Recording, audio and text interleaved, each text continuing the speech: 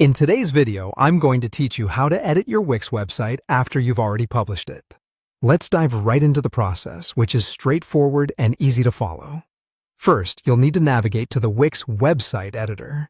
This is where you began building your site, and it's where you'll continue to make improvements. If you're unsure how to get back to the editor, simply visit the Wix homepage, log in, and head directly to the site editor from your account dashboard. Once there, you'll see all the familiar editing tools that help you modify your website just the way you want it. Now, after making any changes, the next important step is to click on Publish.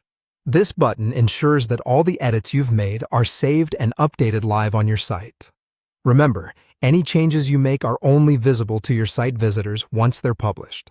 So, it's crucial to hit that Publish button every time you finish making updates or tweaks. As soon as you hit Publish, Wix will notify you that your site has been saved. This is a reassuring step that confirms your hard work is securely stored in the Wix system. You'll see a notification pop up saying your site is saved, which means your changes have been successfully backed up. It's always good to double-check and make sure you get this confirmation before proceeding. After your site is saved, you'll notice a Done button. Click on this to finalize your editing session for the moment. It's like closing a chapter before moving on to open the next one, or perhaps to finish up for the day. Hitting Done takes you back to the main overview where you can see all your projects. Having ensured that everything is published and saved, you'll want to navigate to Wix Studio. Within Wix Studio, you can manage a wide range of projects and sites. But for today, our focus is back on our recently updated site. Look over to the sidebar and find the Sites button. Clicking on Sites takes you to your complete list of projects.